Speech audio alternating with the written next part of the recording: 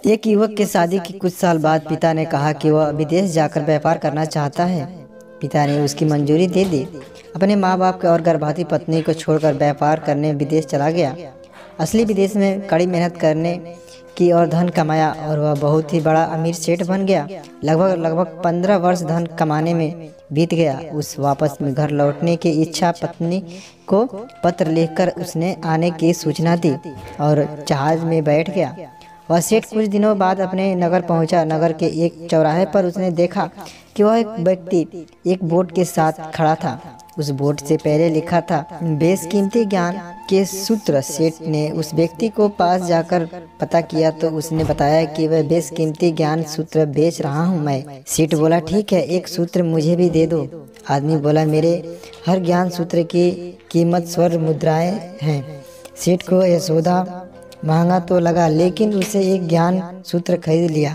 उस व्यक्ति सेठ को ज्ञान का सूत्र दिया और कोई भी कार्य करने से पहले 2 मिनट रुक कर सोच लेना।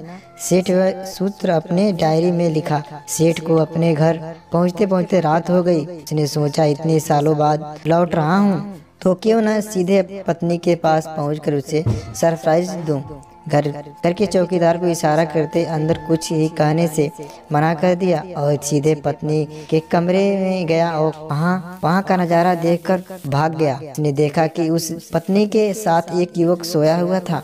वह देखकर सेठ गुस्से से अबुला हो गया और वह सोचने लगा कि मैं परदेश में उसकी चिंता करता रहा और यहाँ अन्य पुरुष के साथ सो रही है। आज मैं इन दिनों से को जिंदा नहीं छोड़ूंगा। वह गुस्से से अपनी तलवार निकालकर दोनों पर वार करने की जा रहा था।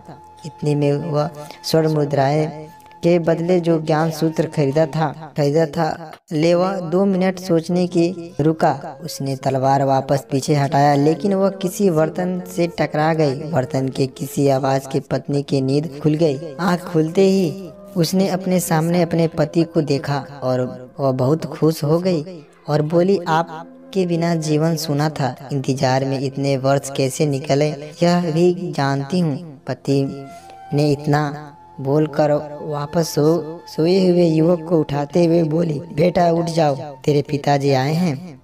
युवक उठकर जैसे पिता को प्रणाम करने का माथे का पगड़ी सेठ के पैरों से गिर गई। उसके लंबे लंबे बाल बिखरे हुए। सेठ के पत्नी ने कहा, यह आपकी बेटी है, इसे सम्मान पे कोई आँच न आए, इसीलिए मैंने इसे बचपन से ही पुत्र के समान पालन पोषण और संस्कार दिए हैं। यह सुनकर आंखों में आंसू की धारा बह निकली। उसने पत्नी और बेटी को गले लगाकर लिया और सोचने लगा, यदि आज मैं उस ज्ञान सूत्र का अमल नहीं किया होता तो आपस में आकर कितना अनर्थ हो जाता। मेरे हाथों से मेरा ही निसर्ग परिवार खत्म हो जाता। दोस्तों, ये वीडियो कैसा लगा कमेंट में जरूर बताइएगा और चैनल पर पहली बार है तो चैनल को जरूर सब्सक्राइब कर लीजिए। तो मिलते हैं एक नए वीडियो में, तब तक के लिए बाय दोस्तों।